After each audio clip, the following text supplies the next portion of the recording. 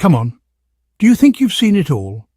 Get ready, because the gods of ancient Greece are about to show you a whole new level of eroticism that will make even the most scandalous reality TV star look sane.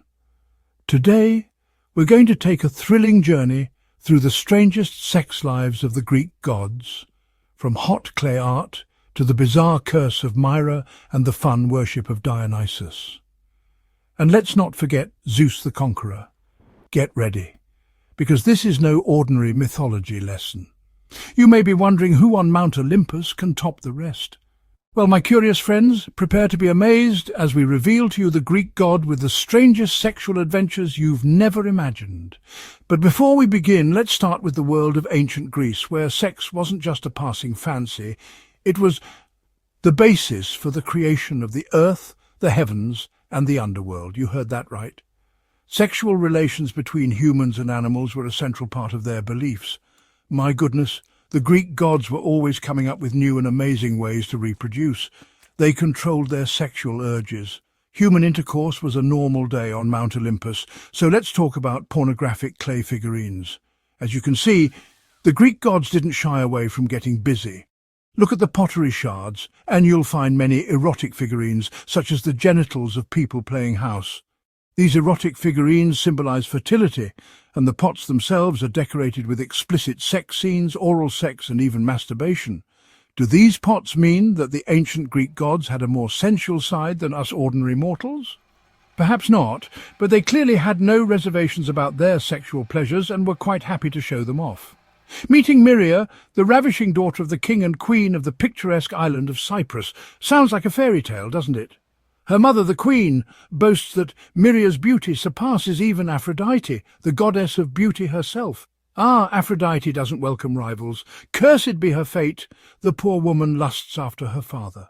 Myria is in a city full of twisted events, disguised as her mother and seducing her father when her mother isn't looking. Oh my God. King Xanros isn't happy either. He pursues Myria, intent on killing her. Desperate for salvation, she calls upon the gods, who turn her into a tree. Yes, let's just say that's not the way to go. Dionysus, son of Semele and Zeus. Zeus was a priestess, but when he saw her bathing in the blood of one of his bulls, he was overcome by desire and seduced her. The cunning Zeus took the form of an eagle, revealing Semele's unique preference for birds. Donatus, the god of wine and ecstasy, leads a cult whose members drink.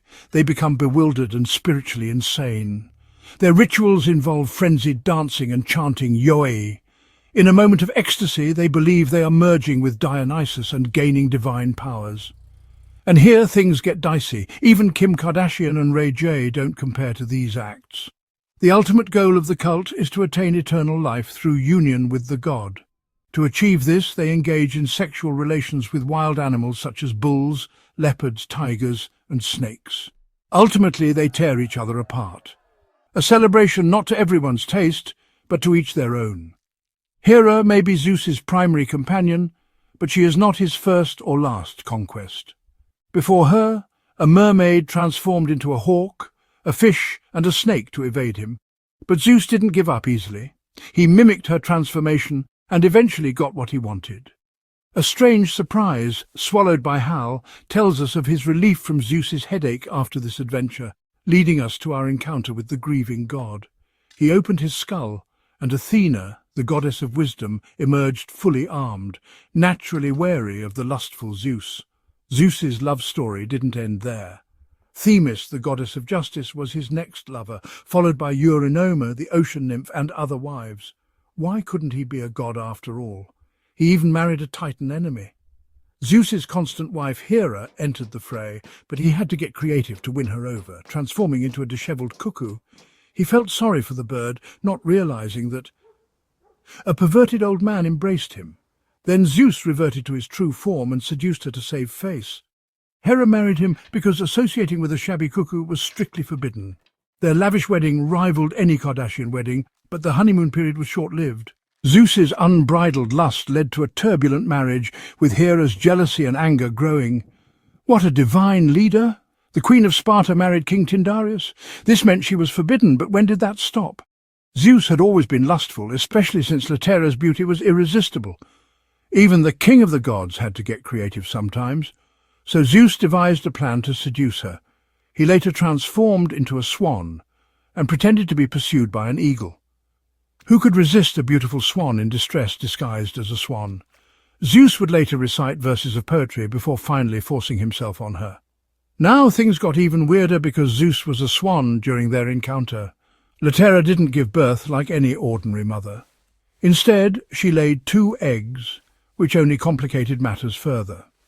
Later, she also slept with her husband on the same night as Zeus, making their offspring a hybrid of humans and immortality. Pollux became a demigod, while Helen of Troy was known as the most beautiful woman of all time, and Clinton went on to kill her husband. The lives of these Cretans were colourful.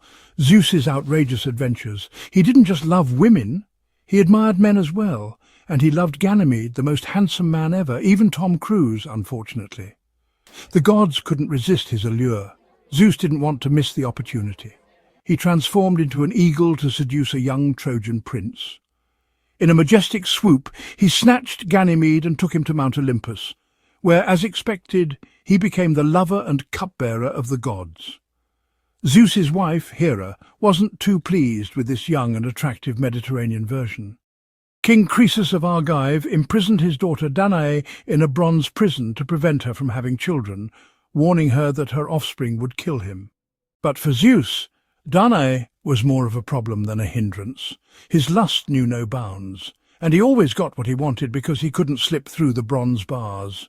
Zeus got creative, transforming himself into a golden shower like rain, and one of those drops succeeded in drowning her. Her son Perseus, who unknowingly fulfilled a prophecy by killing his grandfather, also killed Medusa. The Gorgon, with his snake hair and deadly gaze, was no sorcerer. Zeus found himself besotted with a woman named Io, but wanted to keep it a secret from Hera to cover his tracks. He covered the earth with a huge cloud, but Hera was hard to fool. Desperate, Zeus devised a bizarre plan to hide. He turned her into a white cow. The multi-talented Zeus returned a beautiful cow to her and claimed her as his own. Zeus reluctantly agreed to avoid being caught in a lie. Then Hera's wrath fell upon Paulo, who was guarded by the 100-eyed Argos until she finally escaped. Heather sent a mosquito to torment her, even though she hadn't asked for any of this, but you know what they say. There's no fury in hell like that of a scorned goddess. Zeus's list of conquests is Europa. One day she and her friends were innocently gathering flowers when Zeus saw them and was fascinated by them. As expected, he wasn't at all satisfied at the time. He transformed himself into a gentle and attractive bull, so gentle that Europa petted him and climbed all over him. Zeus and Europa met, swimming across a harmonious stream where she became queen and bore several children. In some versions of the myth, Europa became the continent of Europe. Zeus's influence and power extended to the gods, male and female, without significant hindrance. He was even willing to transform himself into a vessel to seduce Europa. His legendary prowess knew no bounds. Now, Zeus was ready to play the role of a woman unafraid of new experiences. After all this time, he set his sights on Callisto, the nymph who resembled. Callisto swore to remain a virgin, but Zeus, ever the cunning, didn't let that deter him. Zeus devised a plan to disguise herself as Artemis to seduce the unsuspecting nymph. After just one meeting, Callisto became pregnant. Artemis was clearly jealous that Zeus was the father of their first child. Callisto was transformed into a bear, and her son was also transformed into. Zeus, for reasons known only to him, decided to throw them both into the night sky. Thus, the bear-like mother and son became the constellations Ursa Major and Ursa Minor. Another tragic end for those caught in the whims of Zeus. That's all in today's Night Tales.